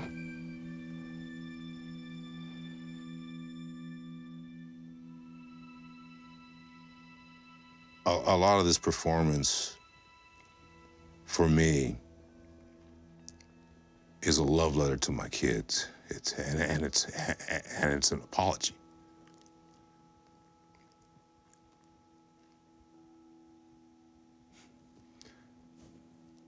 Yeah. And that's all I'm gonna say about that. No, let's. You gotta switch top media on here? I just switched. You just switched? You need to switch. Let's stop for a second.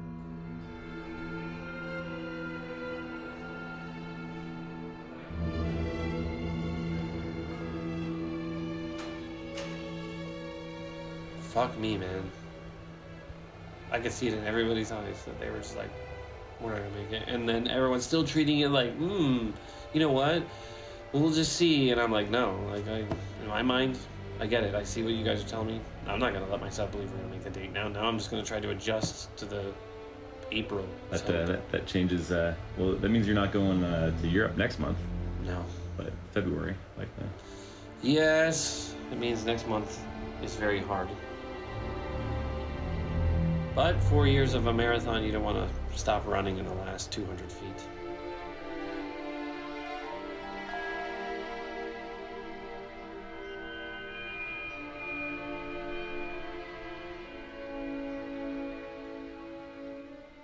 You know, for many years you don't see, or at least I didn't see, what a sacrifice was until you start sort of living the sacrifice.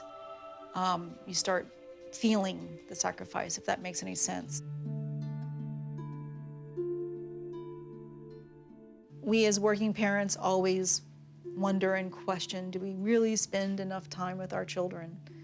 I carry that with me every day, and I never have the right answer. All I can do is be the best I can be in those moments that I do have my children, and that I'm really able to engage, and hopefully the stresses of the job, don't get in the way of me being the best parent that I can be.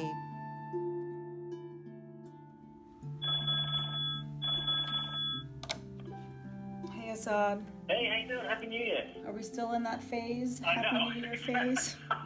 Well, thank you. Yeah, and just update you on just the date discussion. So right now, the earliest the IT folks and the sales people feel comfortable with is the 20th, which is Friday the 20th. We cannot go any earlier because... Yeah, well, quite frankly, Assad, we don't want earlier. Yeah, no, I think it works for you guys. I think it works for everyone. So at the end of the day, and I keep saying this to everyone, is that at the end of the day, that game comes out, it's going to be amazing, everyone's going to go bananas, and no one's going to remember all the date shifts and all that nonsense. Right, we just have to actually make it through this period without keeling over. The industry is incredibly demanding. It is all about what you've done lately, and you need to constantly move forward and do other things. I've always described my career as typical in the industry of having two states.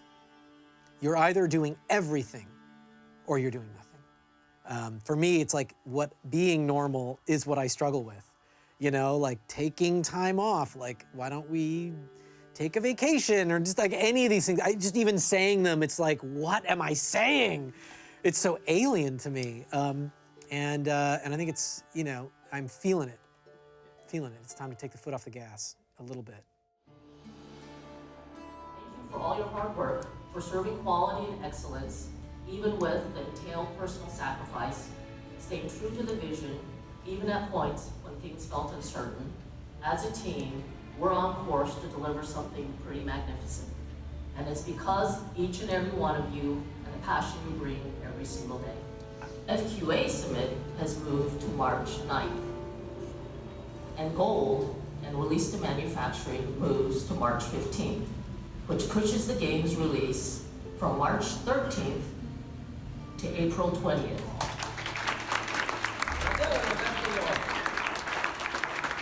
Without everybody, we would not be doing any of this crap. It would be me talking to myself in a room. So what we are going to end up with at the end of all this amazing game is truly something that I will carry with me forever. And I believe it is a first step in many, many games that we're going to make that will, I think, really redefine what this studio is. So I'm very proud to work with everyone here. So thank you.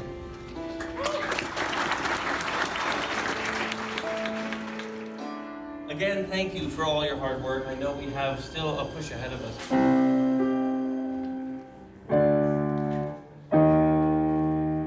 Let's go to M620, epilogue teaser.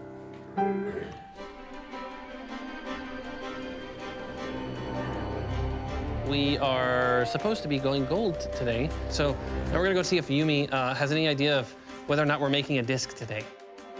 So we're at a point where QA is testing round the clock, getting new issues coming in all the time. You know, everybody on the production side is constantly evaluating what new bugs come in. Hope being that once we end up at the end of the day, we have a solid build that has 0 critical issues. You know, that's the one that we're like, yes, we want this to be burnt on a disc. We want to take a picture with it, send it out.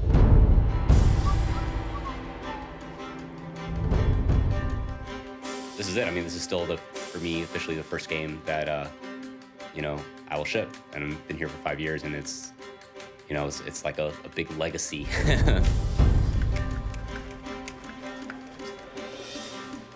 Okay, this way. What's going on? I was walking by someone's desk today, and I saw something that had been updated, and I was like, wow, that looks amazing. He's like, yeah, this just came in. And I was like, dude, we just have to finish this game. If we finish this game, it will be awesome. There's so much good stuff.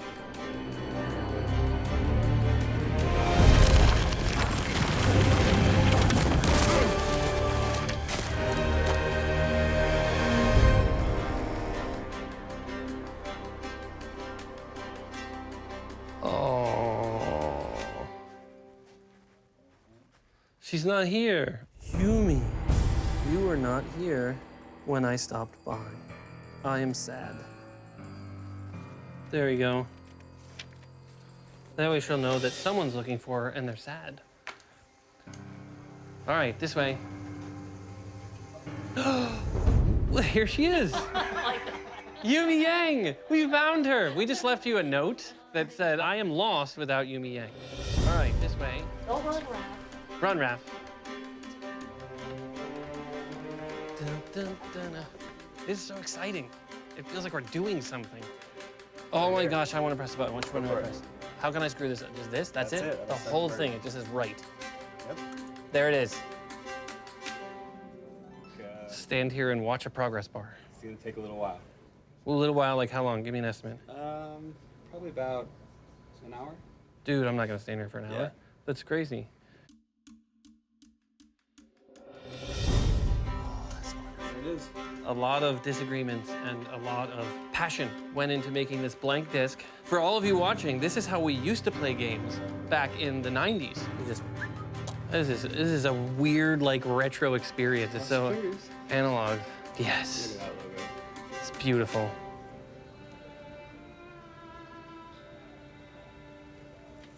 There's your boy. Oh, this is wonderful. Kratos actually joined the Tree Preservation Society. Super into trees now.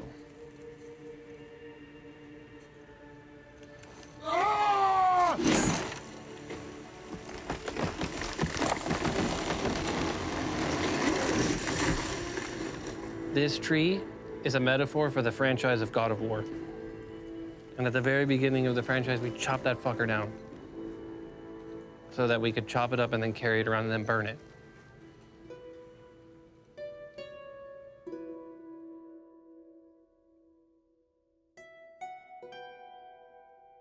For me, what I would love to see that from this game, what we're pushing is dramatic context, you know, reason, the concept of why. Like, why am I here? Why am I doing these things? Why do I care as a player? Like, engaging people on a more emotionally visceral level than just revenge, killing, you know, which is great. Combat's fun. It's the way you communicate with the environment in so many games. But I think games that feel repetitive and boring are because there's no strong sense of why. You don't feel connected at all to the world.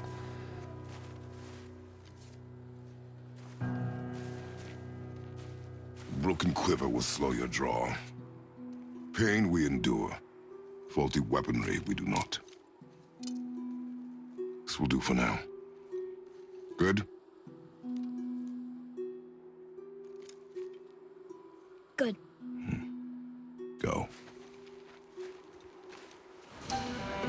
Okay, do you need to say anything for these guys? Who? Documentary people? Yeah. We're on our way to France. And it's wonderful. Cory Barlog. So you are the first group of people aside from our team to actually get hands-on of the game.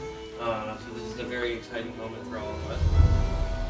I think that what makes a great, strong character is absolutely what makes a great, strong human, because when you're embodying a character, you're embodying the life of a human that is some parts of many things within the mind of the writer, and they pulled from some person that they know in their life, and so it is a living, breathing thing. We just got a fantastic historical overview of the city in Berlin for day 2 of our world tour. Hello. For us, this is a very big sort of change for Kratos.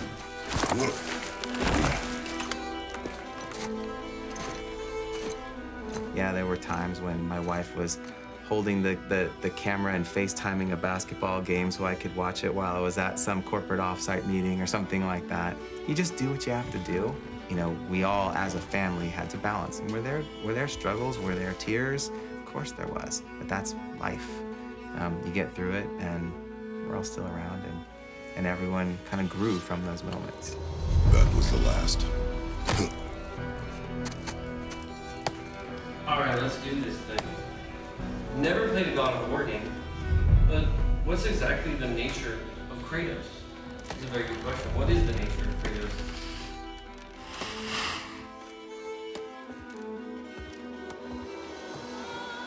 There's an interesting universality to it as well.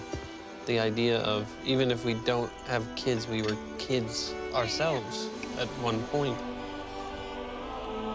Mother, do they call to me?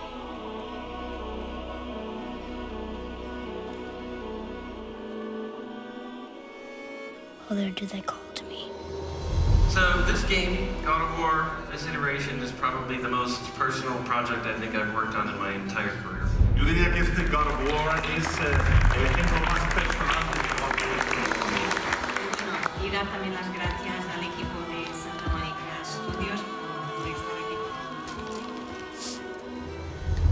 That is the true challenge of parenting, is not to sit there and hide the world from them, but to prepare them, you know. Go through the pain. Yeah, to go through the pain.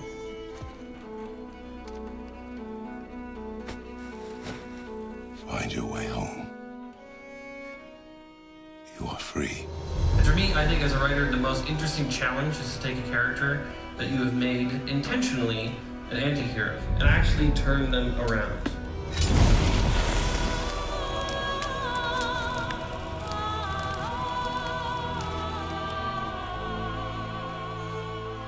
I think a difficult thing for anybody is the time you put into it. At the end of the day, we're going to spend nearly 4.5, almost 5 years on this thing. 5 years. 5 years, and at the end, you have one thing. And then one day it's out there, and either everybody loves it, or everyone hates it, or even worse, they're indifferent, and it's just crickets, right? And that's it. Like, it's such feast or famine.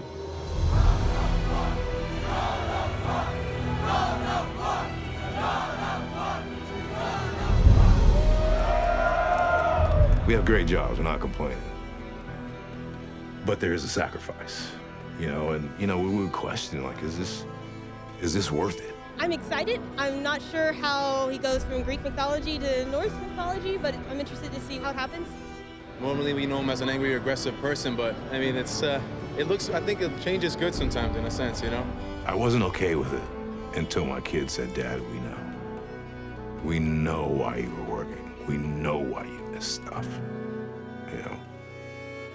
I was never okay till it. Something's happening.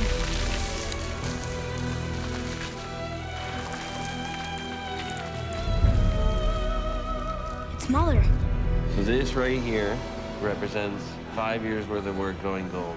The incredible team that I worked with, so many people, and then Yumi Yang, the most important person for my sanity throughout this entire crazy journey. By now, I had read through this remarkable adventure. And the one thing I got out of it was this character's love for his son. Oh, look at that. PlayStation Europe retweeted.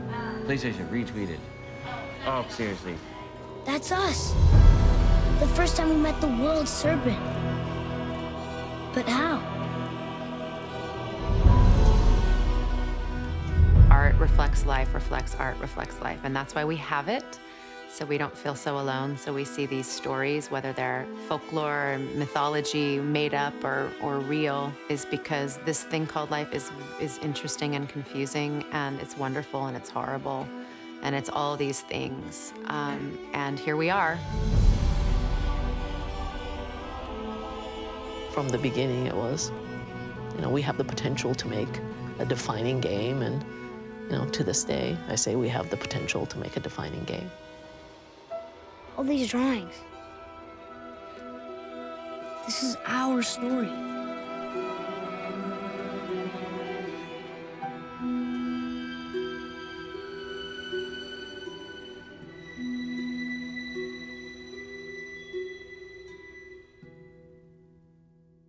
Okay, I've stalled enough. I'm hitting enter now.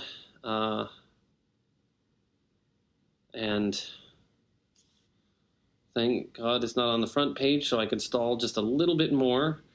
Information is not there on the front page of what God of War is yet. I'm clicking on games now. Holy shit.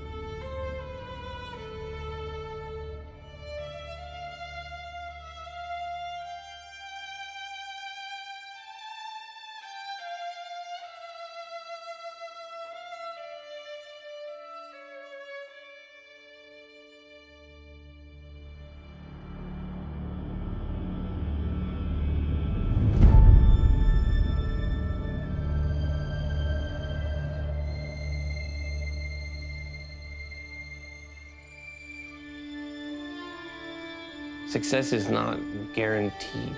You don't get it just because you are who you are. You get it because you work really crazy hard and sacrifice for something else, you know? You're just kind of, I guess, like a parent. You're gonna sacrifice, work really hard, and then they're gonna fucking hate you in 15 years and not talk to you for 10 years, and then they're gonna be like, hey, I remember why you were pretty good.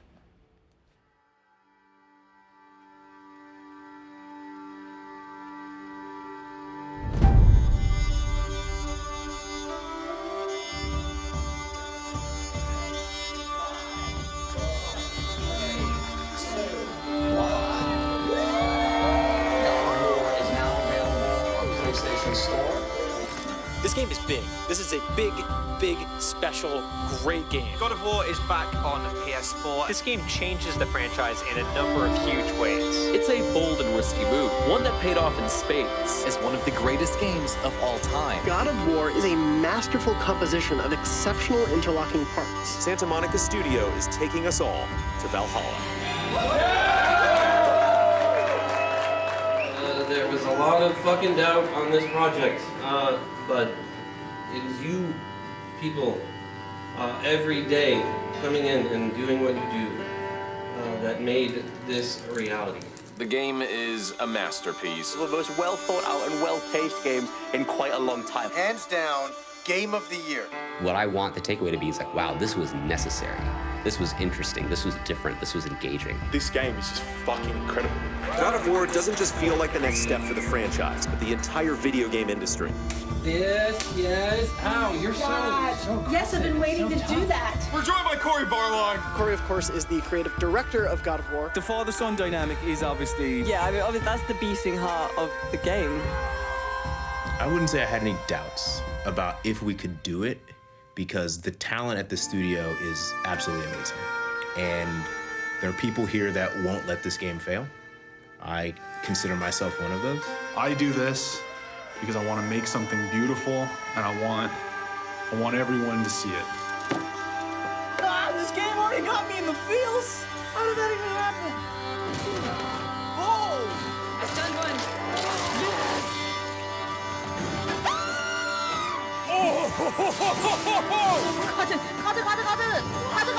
Oh, shit. Kratos is back.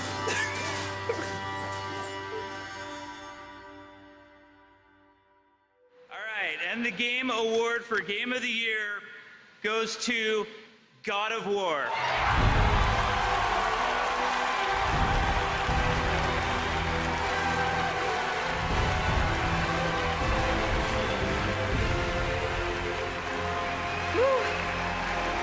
Thank you, everybody.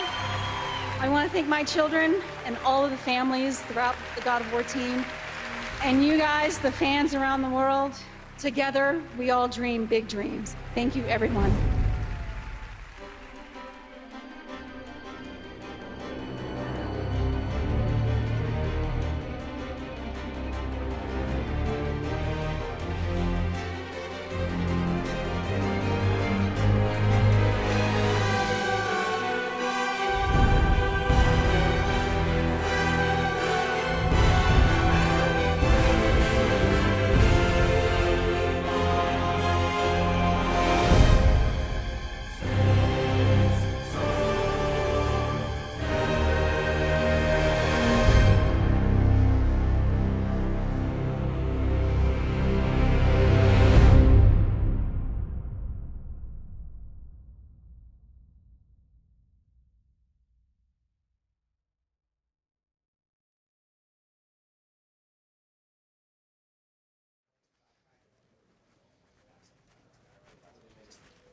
So the amazing thing is, for everybody at home, this is how easy it is to make games. Just walk around the studio, you hit a button once, and the game is finished. It's like that scene in Spaceballs. Instant video cassettes. They're out in stores before the movie is finished.